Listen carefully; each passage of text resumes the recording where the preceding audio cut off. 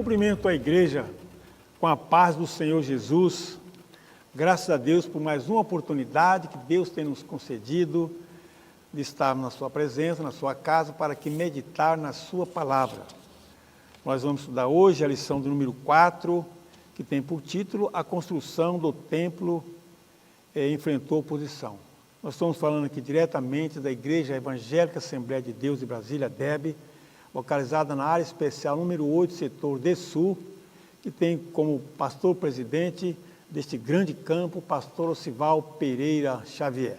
Então nós estamos aqui juntamente com o professor e pastor Isidro, nosso professor.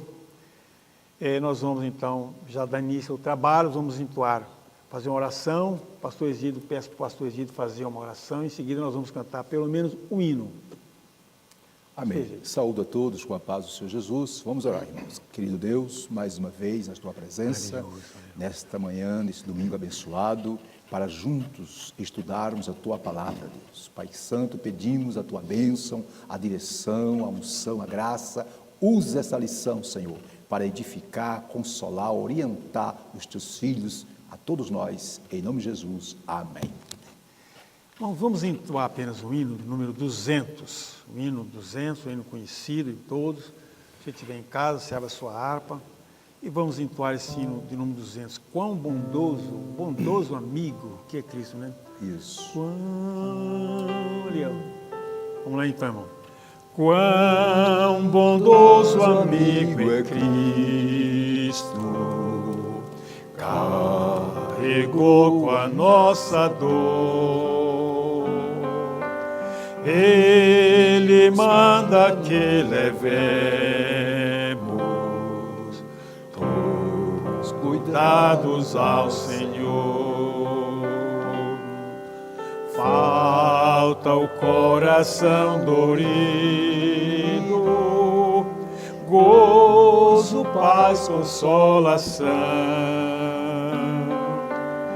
Isto é porque não levamos tudo a Deus em oração. Tu estás fraco e carregado de cuidados e temor. Ah, Jesus, refúgio eterno, com fé teu mal expor. Teus amigos te desprezam, conta-lhes em oração, e com seu amor tão terno, paz terás no coração. Cristo é o verdadeiro amigo, disto prova nos mostrou, quando pra levar consigo o culpado encarnou, derramou seu sangue puro, nossas manchas pra lavar, gozo em vida e no futuro podemos alcançar. Aleluia, glória a Deus. Bom, vamos imediatamente já entrar no assunto da lição. Maravilha. Que eu já falei por título, A Construção do Templo Enfrentou Oposição. Pedia para o pastor Isidro, nosso professor, fazer a leitura do textuário. Muito bem, meus irmãos, o textuário diz assim: assim edificamos o muro e todo o muro se cerrou até sua metade, porque o coração do povo se inclinava a trabalhar. Neemias, capítulo 4, versículo 6. E a verdade prática diz: se confiarmos verdadeiramente em Deus, venceremos todas as resistências do maligno. Graças a Deus. Eu já já devia ter falado antes, mas os irmãos que não têm revista, por favor, encontra-se no livro de Esdras, capítulo 4, certo? Todo o texto está no capítulo 4, só que tem versículos alternados. Então, abram a sua Bíblia no versículo 4, nós vamos começar a ler a partir do versículo número 7 ao 9, depois pula para o 11, vem o 12, vem o 15, 16, 21, 24. Mas os irmãos, à medida que nós vamos lendo, a gente vai falando o versículo seguinte, se for o caso, viu, pastor Exílio, para facilitar os irmãos a leitura da lição. Vamos lá então, irmãos? Começar a leitura alternada, como de costume. E nos dias de Artaxerxes, escreveu Bislão, Mitradate, Tabel e outros da sua companhia a Artaxerxes, rei da Pérsia. E a carta estava escrita em caracteres aramaicos e na língua siríaca. Versículo 9 diz: Então escreveu Reum, o chanceler Sisai, o escrivão e os outros da sua companhia, Dinaitas e Afasaquitas, Tarpelitas, Afacitas, Arquevitas, Babilônios, Susanquitas, Deavitas, Elamitas. Versículo 11. Versículo 11. Esses, pois, é o teor da carta que ao rei Artaxerxes lhes mandaram, teus servos, os homens daquém do rio, e em tal tempo... Versículo 12, né? Saiba o rei que os judeus que subiram de ti vieram a nós, a Jerusalém, e edificam aquela rebelde e malvada cidade, e vão restaurando os seus muros e reparando os seus fundamentos. Agora, saiba o rei que se aquela cidade se reedificar e os muros se restaurarem, eles não pagarão os direitos, os tributos e as rendas, e assim se danificará a fazenda dos reis. Versículo 15. Para que se busque no livro das crônicas de teus pais, e então acharás no livro das crônicas, e saberás que aquela foi uma cidade rebelde e danosa aos reis e províncias, e que nela houve rebelião em tempos antigos, pelo que foi aquela cidade destruída. Nós, pois, fazemos notório ao rei que se aquelas cidades se reedificar e os seus muros se restaurarem, desta maneira não terás porção alguma desta banda do rio. Versículo 21. Agora, pois, dai ordem para que aqueles homens parem, a fim de que não se edifique aquela cidade, até que se dê uma ordem por mim. E guardai-vos, versículo 22, e guardai-vos de cometer erro nisso, porque cresceria o dano para prejuízo dos reis. Versículo 23. Então, depois que a cópia da carta do rei Artaxerxes se leu perante Reum e Sinsai, o escrivão e seus companheiros, apressadamente foram eles a Jerusalém, aos judeus, e os impediram à força, de braço e com violência. Então cessou a obra da casa de Deus que estava em Jerusalém, e cessou até ao ano segundo do rei Dario, rei da Pérsia. Muito bem. Pastor Exílio, o senhor quer fazer uma observação sobre essa carta, pastor, rapidinho, antes de for o caso? Bom Sim. seria que nós... No decorrer. No decorrer, né? No decorrer, é verdade. Vamos lá, então. Muito bem, queridos irmãos, vimos aí a lição de hoje, a lição que tem um tema muito interessante, né? A construção do templo enfrentou oposição. E essa lição, ela está dividida em quatro tópicos. O primeiro é, os alicerces do templo são lançados. O segundo tópico, os samaritanos opõem-se à construção do templo. O terceiro tópico, como se explica a falta de resistência dos judeus? E o quarto tópico, a relação dos samaritanos, quando os judeus cessaram a obra. O objetivo geral, Silas, você pode ler? O objetivo geral? Diz o objetivo geral: mostrar que a nossa confiança em Deus nos faz vencer as resistências do maligno. Muito bem. E os objetivos específicos são os seguintes. Primeiro, mostrar como se deu o lançamento dos alicerces do templo. 2, saber que os samaritanos se opuseram à construção do templo. Terceiro, explicar a falta de resistência dos judeus. E, por último, 4, discorrer a respeito da reação dos samaritanos quando os judeus cessaram a obra. Graças a Deus, vamos agora passar para a introdução da lição. Eu convido o professor Silas para ler a introdução. Então vamos em frente, meus irmãos. A tradução diz o seguinte: o altar havia sido restaurado, a festa dos tabernáculos celebrada e o holocausto contínuo estava sendo oferecida cada dia, conforme o rito. A vida espiritual dos judeus que haviam retornado do cativeiro seguia o que estava prescrito na lei de Moisés. Somente esperava o momento de iniciar a reedificação do templo. Alguma observação? Pastor, eu fico só pensando o seguinte: mesmo antes do templo já estar pronto, o regozijo dele é tão grande, a alegria é tão grande, que já começaram aqueles rituais de festa, né? A vida espiritual dos judeus estava sendo avivada. Eles estavam muito felizes com a reconstrução do templo, né, pastor? Interessante. Vimos na lição passada, né? Isso. Que essa alegria começou ao reconstruir o altar, aquela coisa toda. É uma bênção. E, queridas irmãs, queridos irmãos, eu quero fazer uma observação aqui na introdução o seguinte. Observe que a restauração do templo era vista com uma prioridade para os judeus. Sim. Zorobabel, que era o governador, né, juntamente com o povo, além de trabalhar arduamente na construção, tiveram que enfrentar inimigos internos e externos. É desse jeito, né, irmão Silas? A obra de Deus é assim. Sempre que desejamos empreender algo em favor do povo ou da obra de Deus, os adversários vão se levantar. Sempre tem obstáculos. Sempre tem obstáculo. Muito bem, então, pensando nisso, passemos para o primeiro tópico da nossa lição, que tem como tema: os alicerces do templo são lançados. Eu vou ler aqui a introdução. Sim, pastor. E depois eu passo para o senhor. Depois que os materiais para a construção do templo chegaram, segundo a concessão feita pelo rei Ciro da Pérsia, Zorobabel e os que haviam voltado do cativeiro lançaram os alicerces do templo.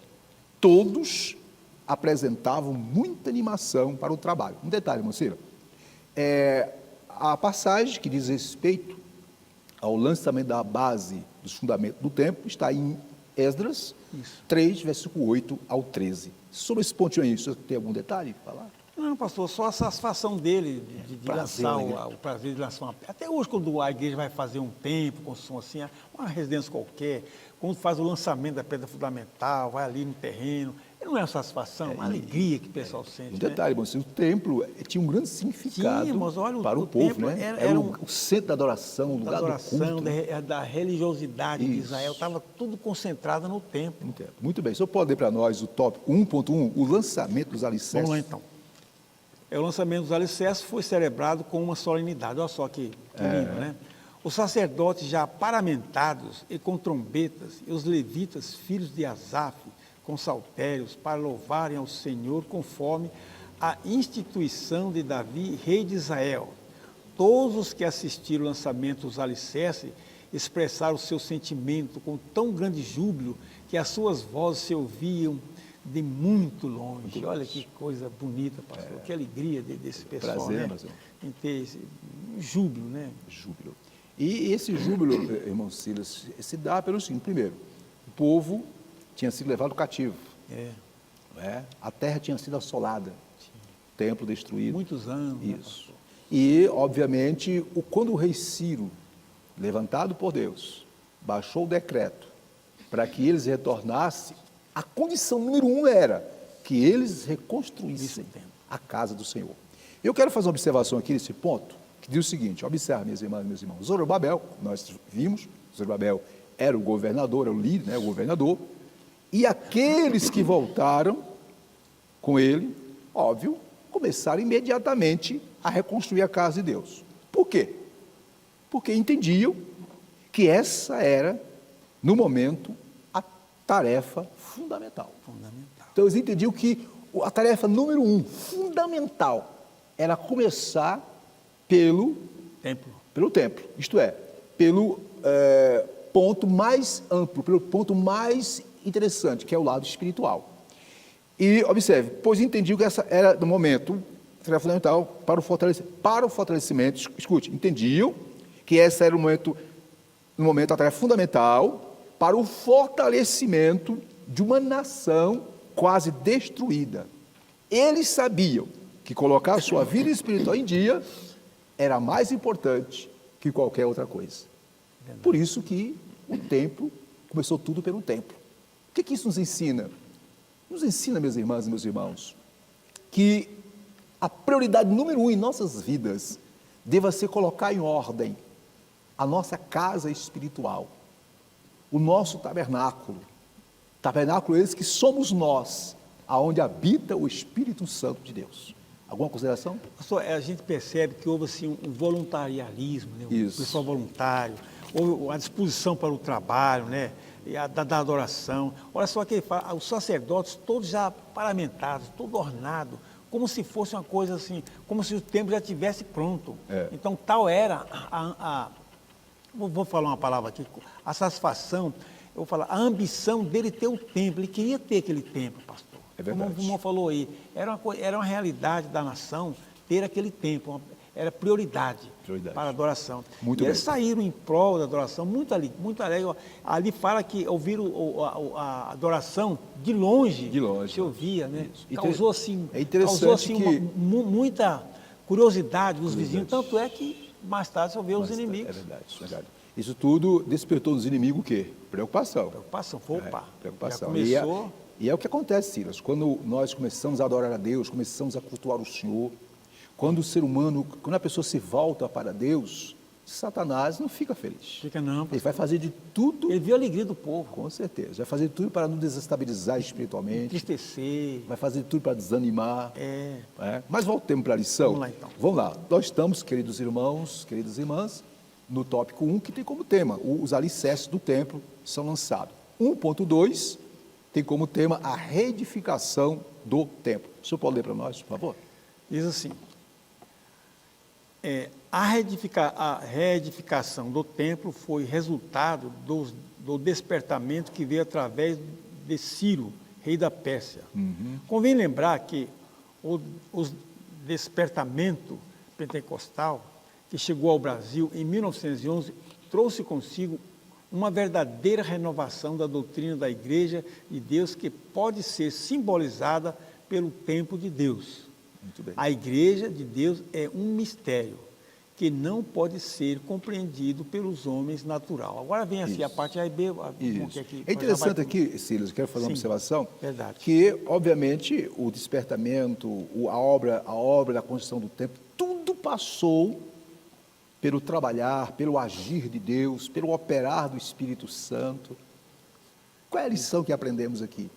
Que na obra de Deus, nada deva ser feito sem a direção, sem a orientação, sem o Espírito Santo estar no controle. Isso. E um exemplo aqui, queridos, é o despertamento pentecostal, que chegou ao Brasil em 1910, que surgiu lá na América, foi para a Europa, e chegou ao Brasil em 1910, e a razão por que esse despertamento, esse movimento pentecostal cresceu, tem crescido, tem avançado. Por quê?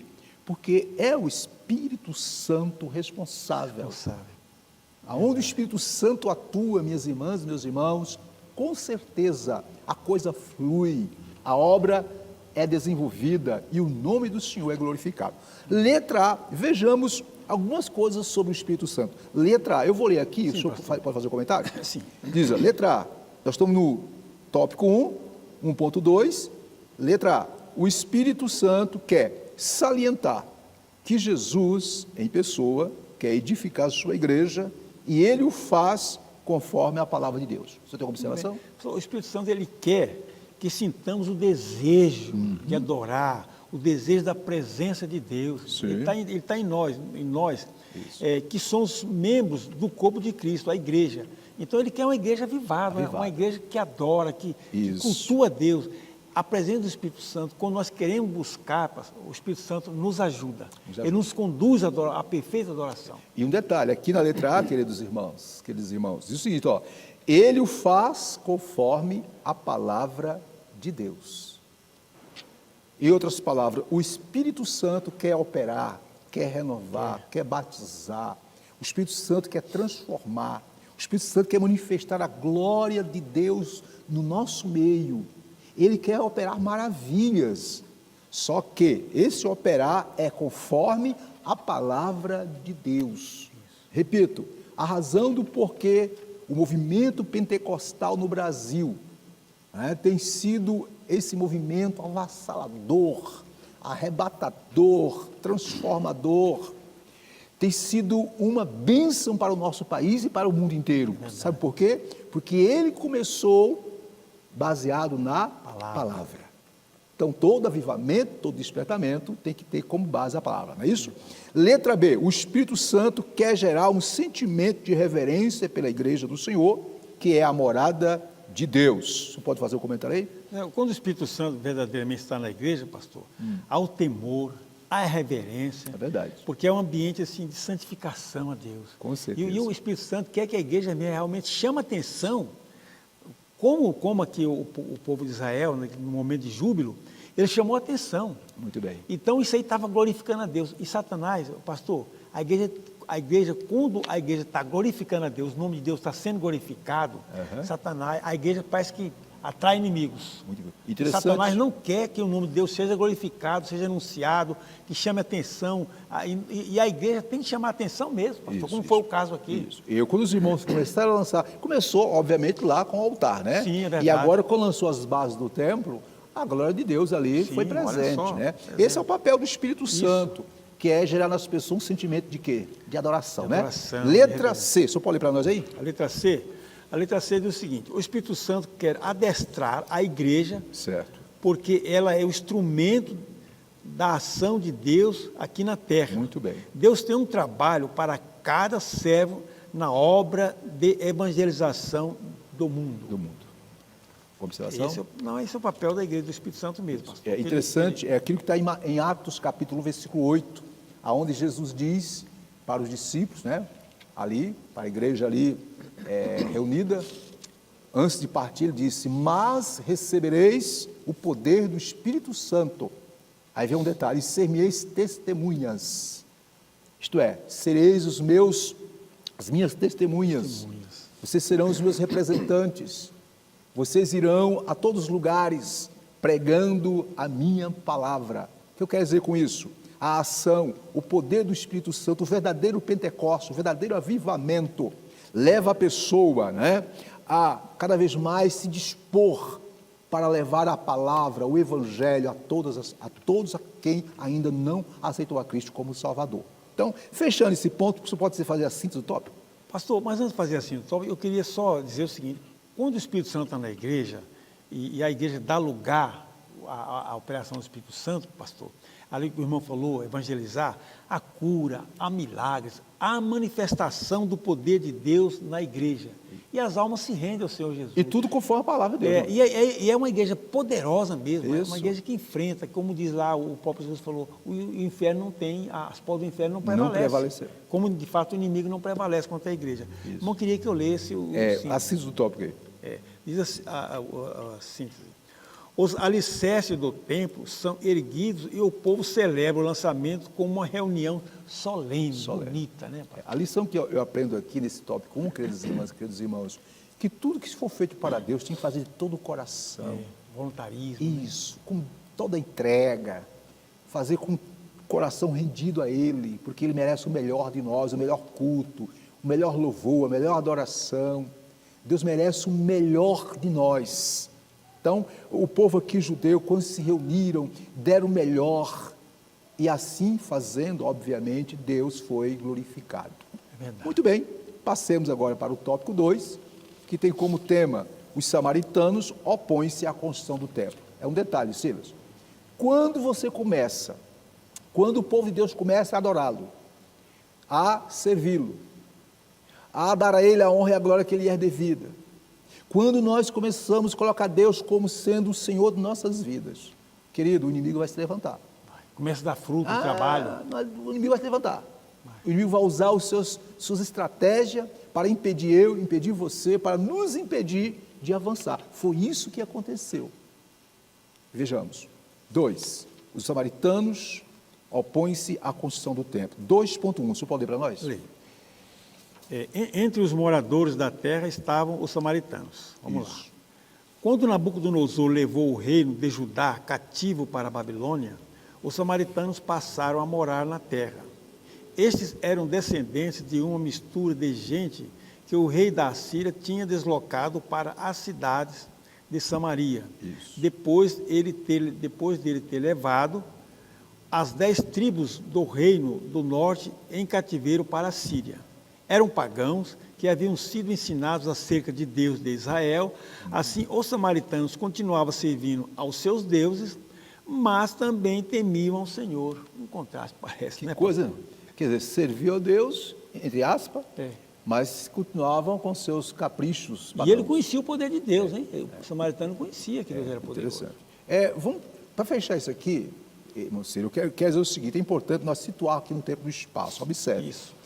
O cativeiro babilônico teve 3 levas. Primeira leva, por volta dos anos 600, segunda leva, 597, mais ou menos, e a última leva de cativo foi em 507, mais ou menos, antes de Cristo. Nesse período, o templo foi destruído, a terra ficou assolada e ficou deserta.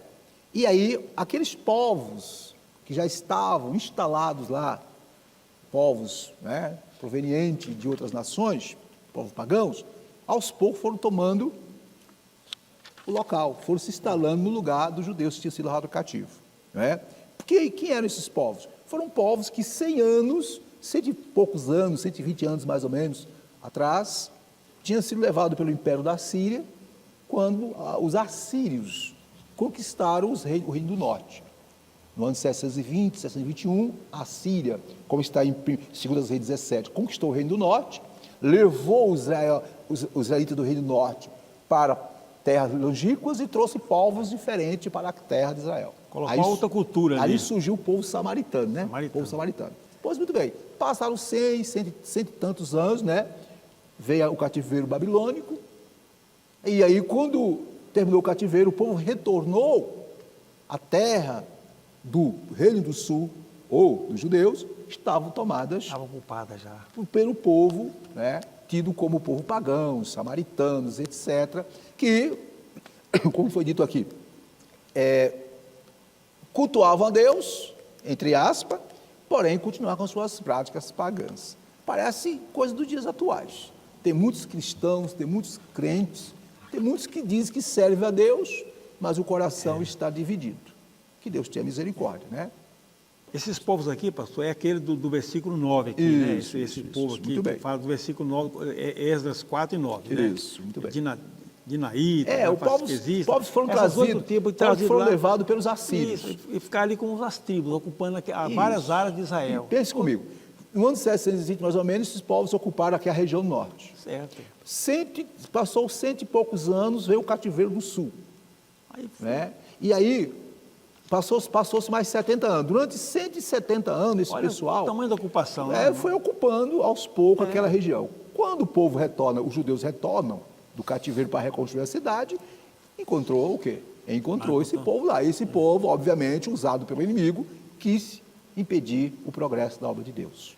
E depois, pastor, eles sabiam, pela história, que o Deus de Israel era um Deus poderoso. Inclusive, na carta que eles mandaram para o rei... Esse povo é poderoso, olha, ele sabia da história, ó, esse povo saiu do Egito, abriu o Mar Vermelho, atravessou o Rio Jordão, então ele sabia que o Deus desse povo era poderoso. Esse é um detalhe. Então, se ele construísse ali, falou, esse povo vai nos arrasar aqui de volta. Eles usaram esse conhecimento do poder de Deus, não para glorificar Deus, mas para o quê? Instigar o inimigo, né? O rei da Pérsia, a não deixar Israel se instalar de novo. É isso que o diabo faz. Mas vamos continuar, né, irmão? Vamos lá, vamos para frente. 2.2. Os samaritanos tentam frustrar a construção do templo. Vou ler aqui. A maldade dos samaritanos, como já falamos, levou-os a enviar uma carta ao rei da Pérsia, contendo acusações mentirosas contra os judeus. O rei que recebeu aquela carta não conhecia bem o assunto e mandou parar a obra. Eu quero aqui, antes de passar para o senhor, irmão Cila, fazer uma observação. É importante sabermos o seguinte,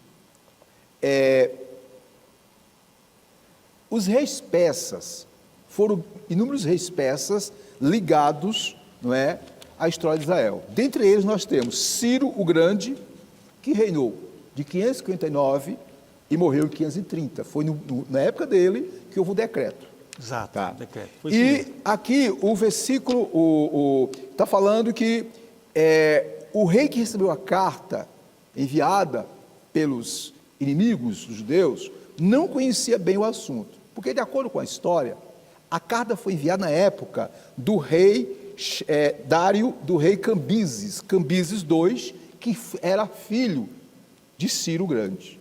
Não é? Exatamente. Agora, é bom que entendamos o seguinte, que desde quando o povo chegou à terra para reconstruir o muro, reconstruir a cidade, reconstruir o templo, os inimigos que lá estavam fizeram de tudo, ameaçavam, né?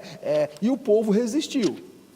E foi passando o tempo, de repente o rei Ciro morre, subentende-se que agora, subindo o novo rei, de acordo com a história, Cambises II, filho de Ciro Grande, foi um rei muito cruel, foi um rei muito opressor. Então eles aproveitaram a oportunidade que estava um novo rei, então eles agora mandaram a carta. O rei pegou a carta, simplesmente aceitou, e assim começou o problema terrível que foi a parada da edificação do templo. Você tem uma observação a fazer aí? Pastor, é o seguinte, os samaritanos usaram de mentira, usaram de calúnia e tal, e eu quero colocar nos irmãos o seguinte, olha, irmão, todas as vezes que nós dispomos a fazer a obra de Deus, sempre haverá obstáculo, calúnia, mentiras, difamação e outras barreiras. Isso. Mas o problema é não desanimar, pastor. Desanimar. Olha aqui, parece que começou bem, depois... lá na frente não vê sobre esses anos aí. Vê os anos aqui. Isso. Vamos para frente aqui, então. Eu queria só fechar o seguinte, aqui, ó. Tão logo, escute, minhas irmãs, tão logo os alicerces foram lançados, começou os problemas. Começou o problema. Por que eu estou falando isso? Porque o problema começou, não foi depois com o rei Ciro, não. Começou logo no início. Não, foi no início. Já aqui, tinha sambalate, que o pessoal lá já começava a... Primeiro, os inimigos quiseram se aliar. Está aí, ó. Infiltrar. Se infiltrar. Está aí. Esdras 4:2 e seguinte, ó. 4:2 e seguinte, ó. Eles, aqui, ó. 4:2, ó. Chegaram a Zorobabel e aos cabeças de família disseram: deixai-nos edificar convosco. Olha a astúcia aí, primeiro eles quiseram se unir. Se unir o povo. Que é uma forma de você, se o inimigo é poderoso... vai enfraquecendo. É uma estratégia você se unir ao inimigo. Mas aí o que ocorreu? Zorobabel e o sumo sacerdote Jesua ou Josué disseram: não. Essa obra aqui que deve fazer é nós, de forma nenhuma. E aí eles se ressentiram. Aí partiram para outra estratégia. Quer ver? Rapidinho aqui, ó. A estratégia, qual foi a estratégia? Está no versículo de número 4. Aqui, ó. Então as gentes da terra desanimaram o povo de Judá, inquietando-o no edificar. Alugaram contra eles conselheiros para que frustrarem o seu plano. Então fizeram de tudo. Depois aqui, vendo que não estava tendo efeito o que estava fazendo, resolveram escrever uma carta. Que eles enfrentavam, o pessoal com muita coragem construiu o templo, mesmo com o inimigo em volta estava construindo. Aí o que eu quero deixar bem claro, que a carta foi enviada depois que Ciro morreu. Mas durante todo o período, o trem foi feito. Houve tentativa de parar o tempo. Parar o tempo. O senhor pode fazer a síntese do tópico aí? A síntese do tópico, desse tópico aqui, nos diz assim: a oposição dos inimigos fez com que os judeus abandonassem a reconstrução do templo. Muito bem. Essa é a oposição. Maravilha. Então vamos lá. Terceiro tópico agora, né? É o terceiro tópico. Tópico, né? Então vimos no tópico 1, né, a oposição, né, dos inimigos, impedindo que o povo construísse o templo. Agora vamos ver no terceiro tópico, que é um questionamento. Como se explica a falta de resistência dos judeus? Lá que eles chegaram, eles tiveram resistência por todos os lados.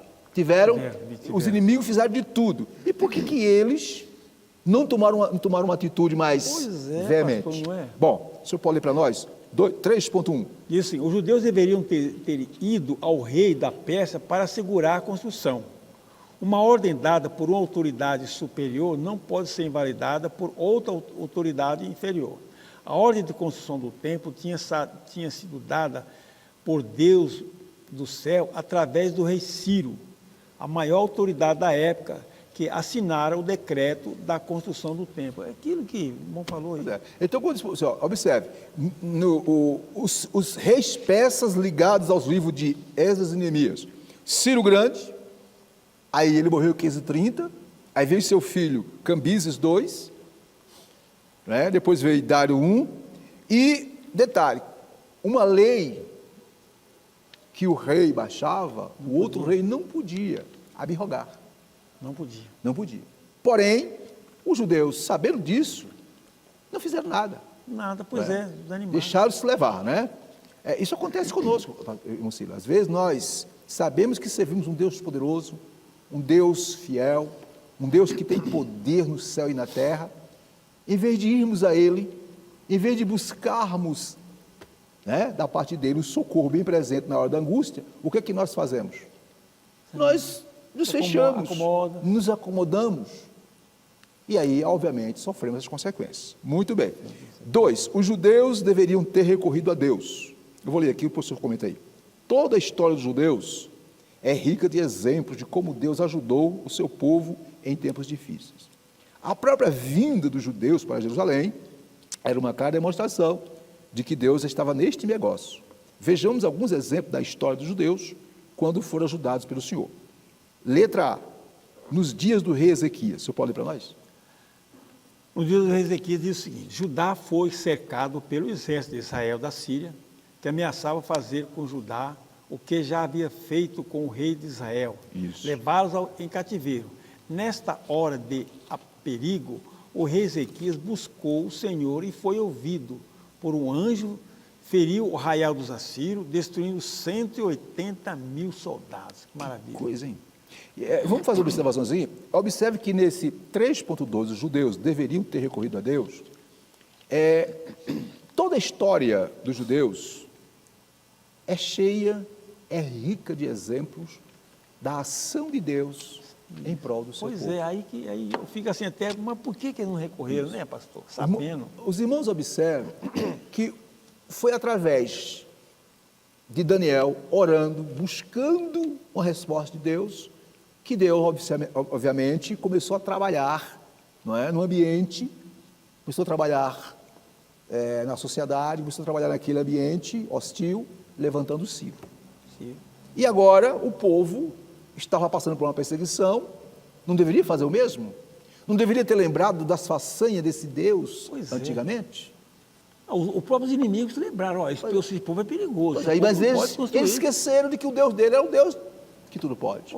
Isso acontece com a gente, sabia, você? Mas dá um branco, né, pastor? Na hora, assim como diz por aí, dá um branco, Israel, em princípio até que ele reagiu, né? Isso. Parece que reagiu, mas depois... Eu quero dizer uma coisa para os irmãos e para as irmãs, que é o seguinte, que às vezes, irmãos, a luta é tão grande que nós ficamos tão assim, cegos, que não conseguimos ver que o Deus que nós servimos é maior do que as lutas, maior do que os problemas, maior do que o inimigo. Antes de passar para o senhor, para nós continuarmos, observe, o objetivo do diabo, minhas irmãs e meus irmãos, é parar de toda forma, né, a manifestação da obra de Deus. Ele faz de tudo para parar. Para isso, ele utiliza todos os meios possíveis. O que temos que fazer? Precisamos orar, precisamos estar atentos às estratégias do inimigo e de fundamental importância, precisamos crer que Deus está no controle de tudo. Muito bem. Então, nós estamos no 3.2. Primeiro, os exemplos históricos de como Deus trabalhou, ajudou os judeus no passado. Nos dias do rei Ezequias, destruiu, quantos soldados? 185 mil soldados. Escute, na época era o Império Assírio, que era o grande, né, dominante daquele mundo. Já tinha conquistado o Reino do Norte, e agora estava querendo destruir Jerusalém. E o que fez Ezequias? Buscou a Deus, se voltou para Deus, e Deus enviou o seu anjo e destruiu 185 mil soldados. Bastou buscar, né? Devia ter lembrado, né? Devia ter lembrado. Letra B. Também os judeus deveriam ter se lembrado dos dias do rei Josafá. Sim. Né? Tá aí, ó. Ameaçado pelos amonitas e pelos moabitas, os habitantes de Judá foram convocados pelo rei para pedirem socorro ao Senhor. Aí está em 2 Crônicas 20, versículos 1 ao 24. Deus guerreou por eles e, sem terem que lutar, os inimigos foram desbaratados. Então, primeiro, os judeus que estavam construindo o templo, sendo perseguidos, tinham o exemplo de quem? Tinha o exemplo do rei Ezequias. Depois Josafá. Agora, o rei Josafá. Você quer fazer uma observação? Não, e outras coisas. Pois é, eu vou repetir, pastor. O senhor está lembrado quando Gideão, quando estava malhando um trigo ali? É Gideão, né? Estava malhando um trigo. E ele sabia da história de Israel. Tanto é que no momento quando o anjo apareceu para ele, ele falou assim, Senhor, o que é feito das tuas maravilhas? Olha, eu sei que o Senhor fez muitas maravilhas. Mas agora, né? E agora Israel parece que esqueceu das maravilhas que tinha feito. Pois é. Parece que estava tão embebecido assim na construção do templo, aquela alegria passou, aquele entusiasmo, né, de lançamento da pedra tinha passado, e agora parece que esqueceram de Deus. E não sabia. Que o inimigo, irmão, ali foi. Olha, mas o inimigo, como diz aqui o versículo da lição, o versículo 22, o último versículo, falou, ó, então cessou a obra de Deus que estava em Jerusalém, não, é o versículo anterior, foram eles a Jerusalém, aos judeus, o impediram à força de braço e com violência. Muito bem. Houve até uma pequena reação de Israel aqui, pelo jeito, houve uma reação, mas não foi o suficiente, eles não buscaram a Deus como Josafá buscou, como Ezequias buscou. É o exemplo para nós, só um exemplo aqui, ó. Buscar a Deus. Nos dias de Josafá, viu, queridos irmãos, observe o que a Bíblia diz. Em 2 Crônicas 24 diz, isso foi Josafá, e Judá se ajuntou para pedir socorro ao Senhor, também de todas as cidades de Judá vieram para buscar ao Senhor. Está no capítulo, nas 2 Crônicas, 20, versículo 4. E no versículo 22 de 2 Crônicas diz, e ao tempo em que começaram com júbilo e louvor, o Senhor pôs emboscada contra os filhos de Amon e de Moabe, e os das montanhas de Seir, que vieram contra Judá e foram desbaratados. Olha só aqui. Então, o que a lição, poder de Deus. O que a lição está dizendo aqui? Que os judeus que tinham retornado do exílio, que começaram a construir o templo, em meio à perseguição, em meio à investida dos inimigos que, obviamente, estavam ali, em vez deles se calarem, deveriam ter o quê? Se lembrado das façanhas de Deus no passado e, obviamente, se voltar para Deus. Qual é a lição que eu aprendo aqui, minha irmã? Lá no livro de Lamentações, Jeremias diz, eu quero trazer à memória o que me traz esperança. Ei, lembre-se, está passando por luta, está passando por dificuldade, meu irmão. Você está enfrentando uma batalha, está triste, está desanimado, está sem ânimo. Faça uma revisão, faça uma autoanálise do quanto Deus já fez na sua vida. Olha que bênção. Pai. Dos livramentos, da tua salvação, dos milagres, dos momentos críticos que você enfrentou e que buscou a Deus e Deus foi ao seu encontro. E assim fazendo, você vencerá a batalha. Podemos continuar? Vamos lá para o 3, né? Muito bem. 3.3. Você pode ler para nós? Zorobabel, o motivo da falta de resistência dos judeus era de ordem espiritual. Muito bem. Olha que coisinha sutil aqui. Ordem espiritual. Espiritual. Né? Ora, Zorobabel, o chefe político do povo, até então tinha confiado na sua própria força. Olha aí. Parece que começou tão bem, né, pastor? Na sua própria força. Quando as suas próprias forças se esgotaram, não teve mais condição de resistir, sentindo-se inteiramente desarmado diante do inimigo. Eu quero fazer uma observação. Observa aqui, ó. Primeiro, os judeus deveriam ter recorrido a Deus. Não recorreram, porque alguma coisa estava acontecendo. Porque, e outra coisa, ir lá buscar também... Porque eles conheciam a história, né? Conhecia, pastor. Né? E aí vem o ponto 3, né? 3.3, que diz que o motivo do porquê que os judeus não resistiram, né? A investida do inimigo era de ordem do quê? Espiritual. Aí vem, começa com Zorobabel. Quem era Zorobabel? Ele era o governador, o líder político. E lá em Zacarias 4:6 Deus diz que não é por força nem por violência. Deus ali usa o profeta Zacarias para falar para Zorobabel. Isso. Zorobabel, ei, não é a construção do meu templo, a minha obra, não é através da força nem da violência, mas é pelo meu Espírito. Qual é a lição que aprendemos aqui? Que sem Jesus nada podemos fazer.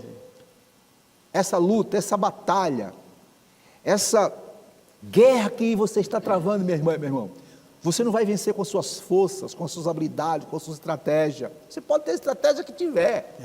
Você precisa colocar Deus como centro, dizer, Deus, eu careço da tua misericórdia. E assim fazendo, Deus vai entrar com providência. Não confiar nas suas próprias Não confiar na forças, no força. seu conhecimento, Conhecimento. falar nas amizades, não, eu tenho isso, não. Isso. É buscar a Deus. Isso. E Deus, irmão, sempre quer o melhor para a sua obra. E Deus sempre vai dar vitória, porque a obra é de Deus, não tem Muito como bem. parar. Vamos para Então, frente aqui, né? letra B, letra A. O primeiro motivo era o quê? Era porque Zorobabel, em vez de confiar em Deus, estava confiando mais no seu poder. Poder. Mas estava fazendo sucesso, estou construindo o templo, estão reconstruindo. E olha que era um tá político. organizado. Trazendo para os dias atuais, tem muita gente confiando em político. Sim. Tem muita gente confiando em política. Meu irmão, minha irmã, o Deus, quem toca, quem edifica, quem consola, quem conforta, quem ajuda, quem levanta, quem faz a igreja marchar avante é o poder de Deus. Isso, o poder de Deus. Vamos continuar. Letra B, Josué, vou ler aqui o seu comentário. Josué, olha só, estamos mostrando que o motivo de os judeus não conseguirem, não é, resistir, não lutarem contra o inimigo, era de ordem espiritual. Primeiro, Zorobabel estava confiando em seus próprios poderes. Segundo, Josué. Quem era Josué? O sumo sacerdote, líder religioso do povo, estava com suas vestes manchadas. Este fato tirou dele toda a autoridade espiritual.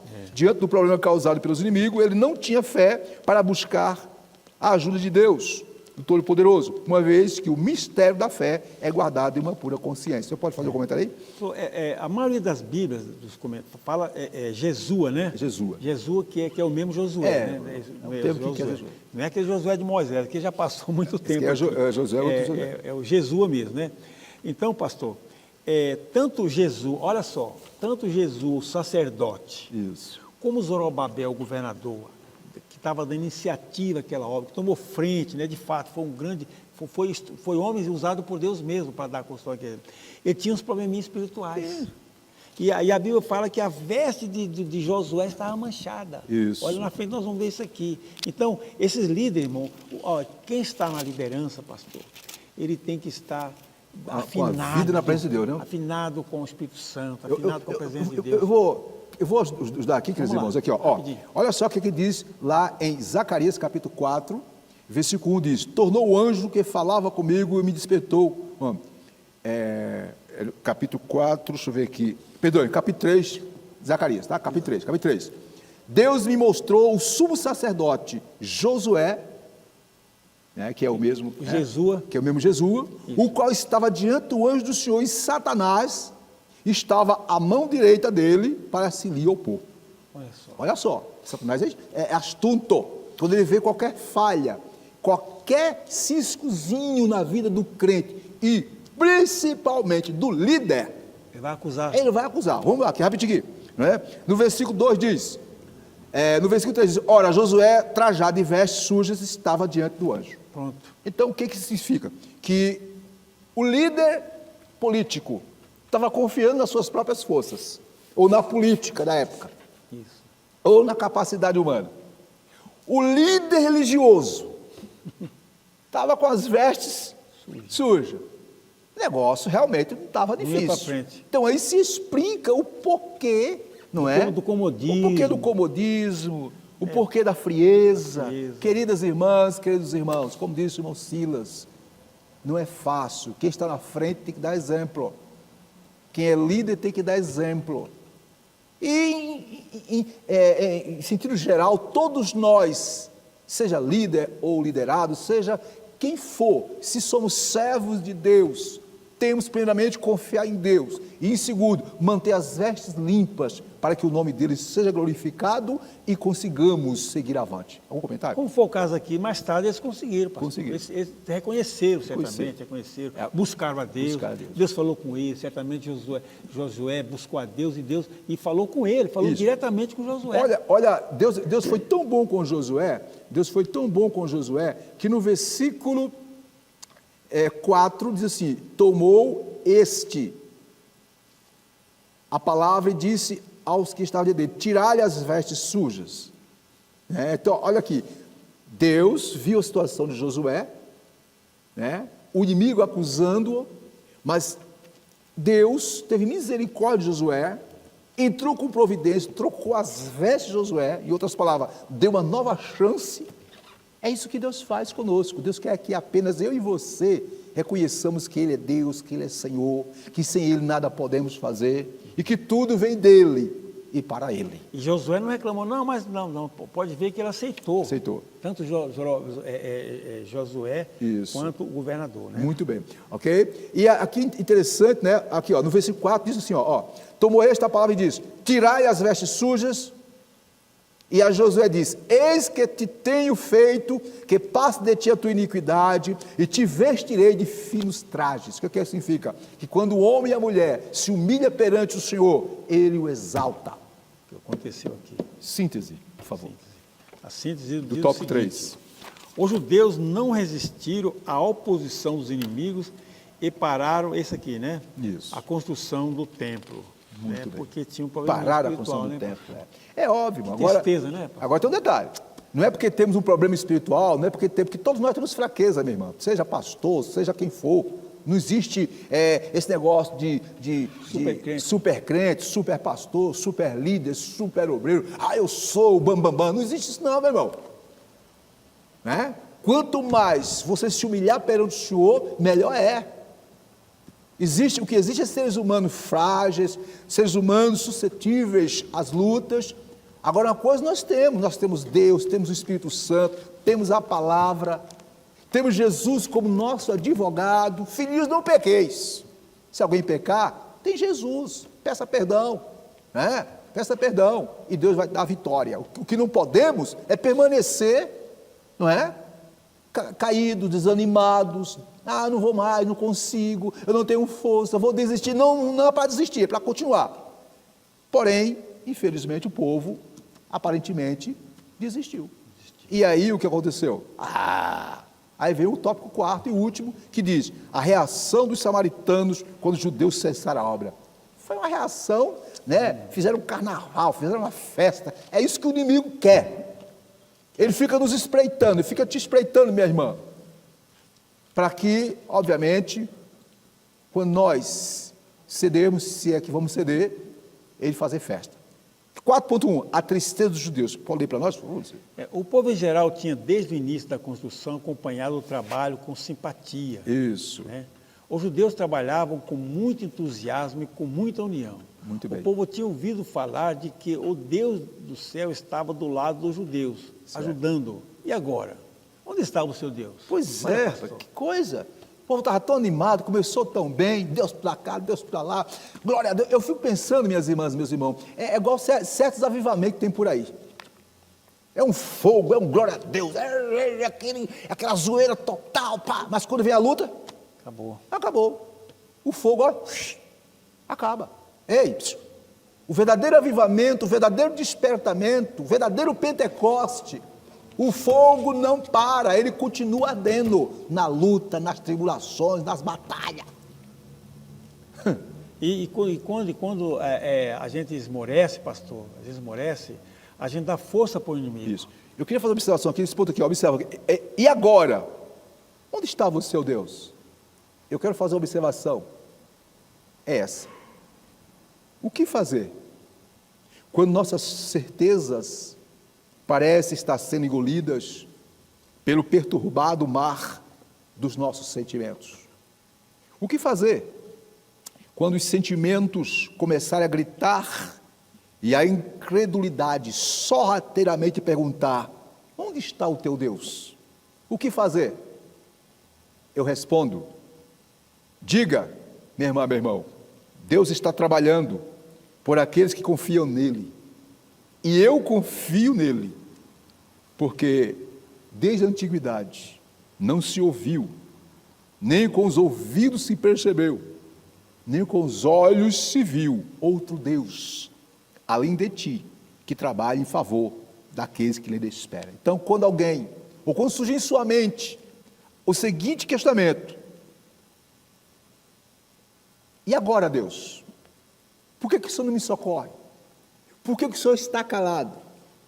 Lembre-se, Deus é o mesmo ontem, hoje e eternamente. Ele quer apenas que nós abramos o coração para Ele e deixemos Ele trabalhar. Vamos lá?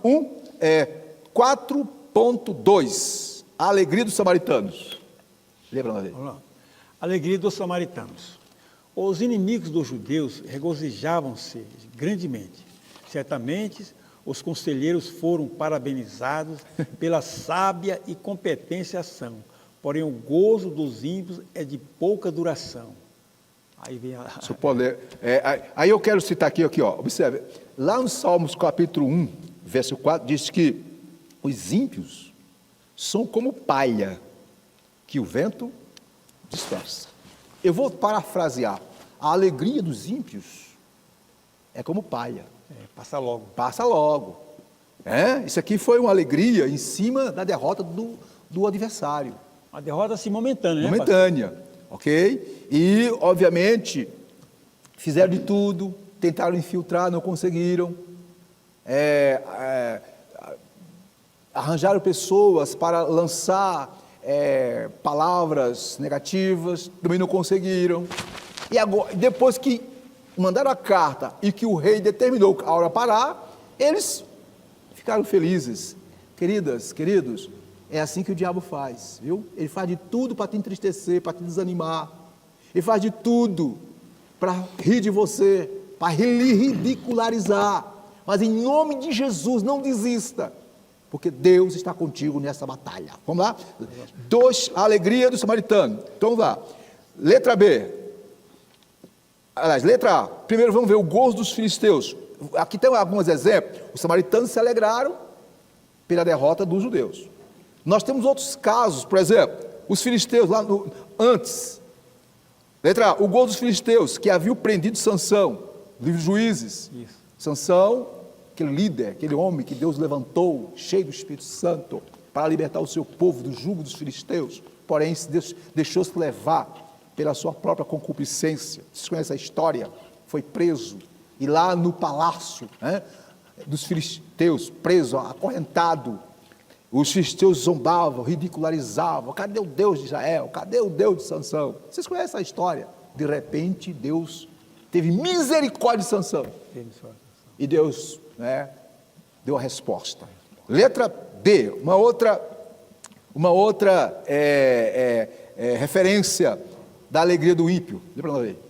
A alegria dos sacerdotes que alugaram Judas para atrair Jesus foi de curta duração. Curta duração. Com a ressurreição de Jesus, seus problemas se agravaram. Acabou. Aí, agravaram. Então, o inimigo, ele quer rir, ele quer ridicularizar, mas ele vai perder. Vai perder. É interessante, irmão, quer dizer para as irmãs mesmo, queridos, não olhe para os inimigos.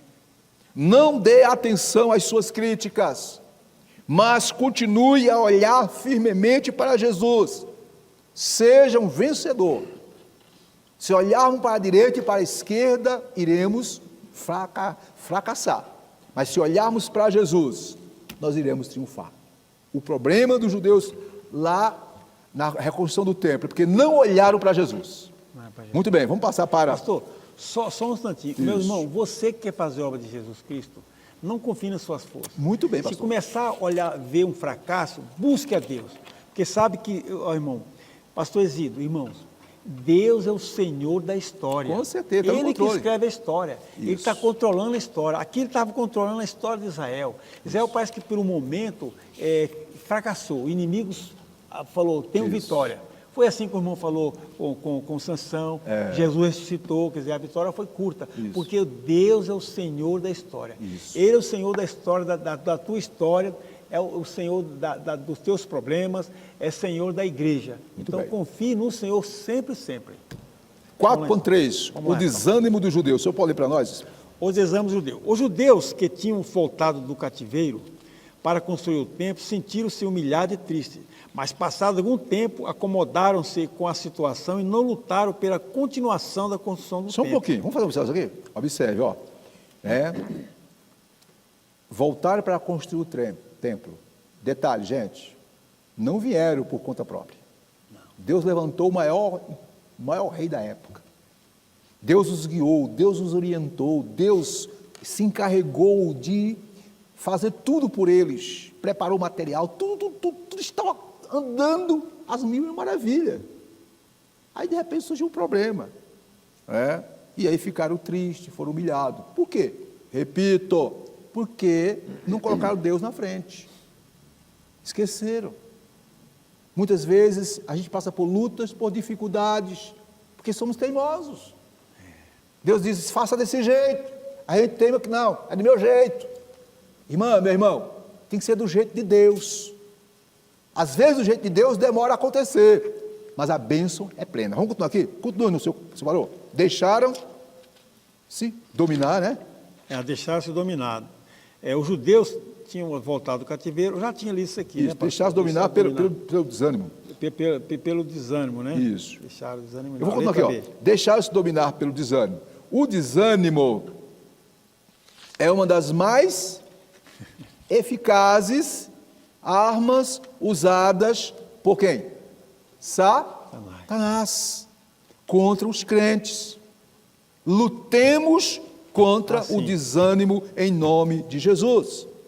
Jesus disse em João 16:33, né? No mundo tereis aflições. Qual é a recomendação dele? Mas tende bom ânimo. Bom ânimo. Tenha bom ânimo, meu irmão. Receba ânimo neste dia, nesta escola dominical abençoada, nesta lição. Receba ânimo. E conclusão, né? Em Jesus encontramos ânimo para superar todos os momentos difíceis. É verdade. Sila, vivemos uma época difícil, essa pandemia. Tem muitos irmãos, tem muitas famílias, tem muitos pais, muitas mães, muitos que estão desanimados. Meu Deus, e agora? Perdi o emprego, a renda diminuiu, a situação está difícil. E começa a vir o desânimo. Mas a palavra para mim e para você nesta manhã, nesse domingo abençoado, é a palavra de Jesus. No mundo, tereis aflições, mas tem de bom ânimo. Jesus vai te ajudar, vai nos ajudar. Vamos continuar. Letra A. Dentro desse ponto aí, ó, né? 3, o desânimo dos judeus. Letra A. Alguns conformaram-se. O senhor pode ler para nós? Alguns conformaram-se pensando que talvez ainda não era vontade de Deus para construir o templo. Que coisa, rapaz. O livro do profeta Ageu, capítulo 1, versículo 2, diz, lá diz assim, eles falam assim, não é o tempo da casa do Senhor ser edificada. É interessante, vamos tentar entender, queridos. Livro de Esdras, Neemias, Ageu e Zacarias são livros que precisam ser lidos juntos para você entender bem essa história, tá? O profeta Ageu foi um profeta que Deus levantou no ano 520. Ageu e Zacarias, Deus levantou, que vai ser assunto da próxima lição, para despertar o povo para voltar à reconstrução. E aí, Ageu disse que o povo dizia, construir para quê? Não é o tempo de construir a casa do Senhor. O povo se deixou-se levar de tal forma que se voltou para a sua própria casa, para os seus próprios afazeres, para as suas preocupações cotidianas, e esqueceram o principal, pastor. O quê? A casa do Senhor. O que significa isso? Esqueceram da verdadeira adoração, do culto. Esqueceram do principal, que é buscar em primeiro lugar o reino dos céus e a sua justiça, conforme Mateus 6:33. Né? Isso está na letra A. Só um instantinho. Sim. Às vezes, quando há um fracasso, a gente tenta achar uma desculpa uma justificativa, né? Como no caso aqui, talvez não era vontade de Deus construir agora. Isso não aconteceu porque Deus não permitiu, talvez não era vontade de Deus. Era vontade sim. Vontade de Deus, é porque você se acomodou no seu problema, você desanimou, foi fazer outras coisas. Não é o tempo de Deus agora, não é. O tempo sempre é de Deus. Deus é história. Tanto é que o Senhor é Deus da história, pastor, que ele voltou à primeira ordem de Ciro lá, falou, não vai construir sim. Isso, porque muito Deus bem. voltou à história, sim. Muito Ele bem. vai construir. Vai ser o assunto da próxima aula. Vai ser a próxima aula, vamos fazer isso aí. Letra B, letra A, né? Alguns conformaram-se. Letra B, outros aproveitaram a interrupção da obra para dedicar-se às suas próprias casas. Outros chegaram a faltar com as suas obrigações espirituais, deixando de contribuir para a casa de Deus. Olha que derrota. Olha só, o povo entrou num marasmo tão grande. Primeiro, por quê? Por causa da perseguição. Por causa que não resistiram às investidas do inimigo. O inimigo tentou, veio o desânimo, veio o materialismo, né? veio o quê? Veio o desejo de se voltar mais para si, veio o sentimento de, digamos assim, de dor por si próprio. E o detalhe, o povo deixou de contribuir. E aí, para si mesmo, né? olha só, Ageu capítulo 6 diz, aí Deus diz, semeais muito, recolheis pouco, comeis, mas não vos fartais, bebeis, mas não vos saciais, vestis-vos, mas ninguém se aquece. Aí vem um detalhe, o que recebe salário no saco furado. Deus estava chamando a atenção deles, pastor, por quê? Através do profeta. Estava Porque chamando deixaram de buscar a Deus. Buscar a Deus. Queridas irmãs, queridos irmãos, escute, é desse jeito. Uma vida se torna, um cristão fracassado na sua vida, seja espiritual, seja material, quando ele começa, desleixando da obra de Deus. Não valorizando Deus na sua vida, não priorizando o reino dos céus, deixando de edificar a casa do Senhor. Buscando a sua própria prosperidade. Isso. E aí quando a pessoa não deixa de priorizar as coisas de Deus e passa a priorizar as suas coisas, e aí, meu amigo, o problema começa a volumar. E o que aconteceu com esses judeus? Deixar de contribuir, encolheram a mão. É o que tem acontecido hoje em dia, irmão Silas. Eu vou entregar o dízimo, vou dar oferta. Querido, é fé. Entrega, meu irmão. Eu vejo muitos pastores, até pastor, obreiro, não sei o quê. É fé. Se não tem fé, deixa o ministério, vai para Tabatá. E ele não prospera, pastor. A pessoa não prospera. O pastor, todo obreiro, líder, os irmãos, tenha fé, invista no reino, dê sua oferta, contribua. Entrega o seu dízimo. Pastor, mas dízimo não está no Novo Testamento, não. O dízimo foi antes da lei, meu irmão. Então, entregue, faça a sua parte, invista no reino, e você vai ver a bênção na tua vida. Faça comentário, senhor. Eu já estou falando até demais. Não, pastor. O problema é o seguinte, pastor, quando a gente entra nesse caminho, começa a usar a justificativa, começa até a influenciar os outros. Não, rapaz, você não faz isso não, olha como é que eu estou dando bem. Aqui, isso é aparência. É aparência. Mas depois vem um fracasso. É fracasso, irmão. Pastor, Silas, querido, aqui é importante, um dos fatores que mais contribuíram para que os judeus fossem destruídos foi o quê? Primeiro, tiraram Deus do centro de sua vida. Começaram tão bem, por causa dos problemas, e colocaram as suas prioridades, os seus próprios projetos. Isso. O meu dinheiro, a minha casa, tudo é eu. É o que está acontecendo nos dias atuais.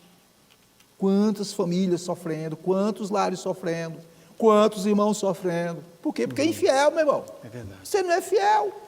A Bíblia diz, ser fiel no pouco, e sou muito te colocarei.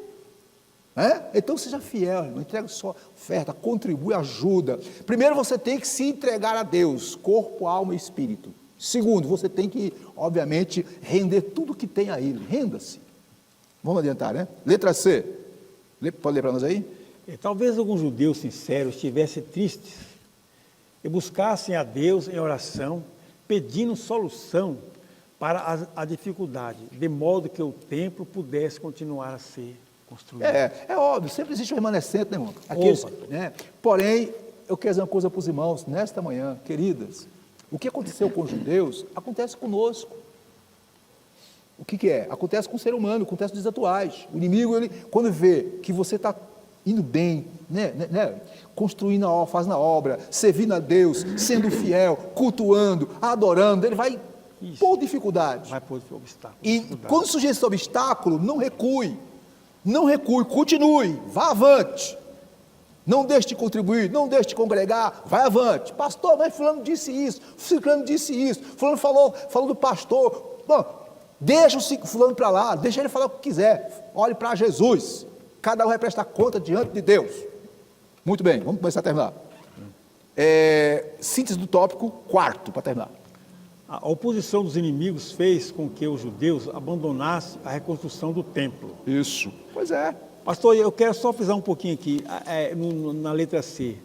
Mas sempre, irmão, tem alguém na brecha, tem alguém buscando a Deus. Tem alguém que não fiel. desanima. Então faça como esse povo aqui, olha. Olha, aqui fala, ó, tinha alguns judeus sinceros que estivessem tristes e buscassem em oração a Deus, pedindo solução para a dificuldade. Então junte-se a esse. Junte-se a esse, vai para a oração. Vai para a oração. Trazendo para os dias atuais, meu, isso aqui tem muito a falar conosco, queridos. Sim. Repito, tem muitos irmãos que estão na luta, na batalha. Começou tão bem, pastor. Foi, pastor. Mas o inimigo cutucou de um lado, cutucou de outro, e aí encontrou um ponto fraco, e aí o irmão começou a ceder, começou a ficar triste. Por quê? Porque dentro da igreja viu uma coisa, viu outra, ficou triste. Ei, olha para Jesus. Sim. Não existe igreja perfeita, não existe lar perfeito, não existe ser humano perfeito, existe ser humano em processo de construção. Ah, mas essa igreja, o fulano tá... Irmão, olhe para Jesus. Se você olhar para os problemas, eu e você, nós vamos ser derrotados. Continue dizimando, continue ofertando. Ah, pastor, o meu dízimo não é seu, não é do Senhor, viu? Devolva e deixa na mão dele, e ele vai fazer o que ele quer que seja feito, porque tudo é para ele. Eu quero apenas fechar esse ponto dizendo o seguinte: Deus nos promete segurança em meio aos perigos e ao caos à nossa volta, pois ele é a nossa torre forte. Portanto, minhas irmãs, meus irmãos, o socorro bem presente na hora da angústia vem somente dele. Amém? Esse ponto, você tem alguma coisa mais a falar? Não. Eu quero concluir a minha fala e passar para o professor Silas fazer suas considerações finais. Dizendo o seguinte: minha irmã, meu irmão, escute, sempre haverá os que farão oposição à obra do Senhor, à sua vida, à nossa vida. Todavia, não devemos nos amedrontar. Quem se levanta contra a obra de Deus e contra aqueles que o servem em espírito e em verdade, contra o próprio Deus, está se levantando. Conclusão, se confiarmos verdadeiramente em Deus, venceremos todas as resistências do maligno. Por quê? Se Deus é por nós, quem será contra nós? Romanos 8:31. Portanto, meus amados irmãos, sede firmes e constantes, sempre abundantes na obra do Senhor, sabendo que o vosso trabalho, que a vossa luta, não é vão no Senhor. 1 Coríntios 15:38. Deus abençoe. Tenha todos domingo abençoado com a graça de Deus. Não seja com o Senhor. Irmãos, terminamos esse trabalho, mas sabendo que Deus é o Senhor da história. Ele quer o seu bem, Ele ama você, Ele não quer o seu fracasso. Quem quer o seu fracasso é o inimigo. E nós sabemos que servimos um Deus poderoso. Nós temos exemplo aqui de fracasso também de servos de Deus e também vitórias. Vitória. E Deus quer que a igreja sempre seja vitoriosa. E você que faz parte do corpo de Cristo, é membro do corpo de Cristo, você é vitorioso também. Em nome de Jesus. Então basta buscar. Você por si só realmente falar, eu não tenho força, mas você serve um Deus que tem força, que tem poder. Amém, irmãos? Então vamos. Eu já quero... E um detalhe, não deixar se levar pelas investidas do inimigo. Não se acomodar, não se acomodar. Não se acomodar. Não, olhar para Jesus, né, irmão? Não se abaixar, não se rebater. Olhar para Jesus, irmão, olhar para Jesus, irmão. Pastor, fulano de tal disse isso, disse aquilo outro. Não faça como os judeus, não. Que deram ouvido ao 7:1 dos inimigos e terminaram cedendo. Vamos ter bom ânimo. Bom ânimo. E discernimento. Isso, é verdade, pastor. Bem, irmãos, domingo que vem nós vamos estudar a lição número 5, que tem por título Zorobabel recomeça a construção do templo. Aí sim, irmão, aí que é maravilha. Deus deu vitória ao seu povo.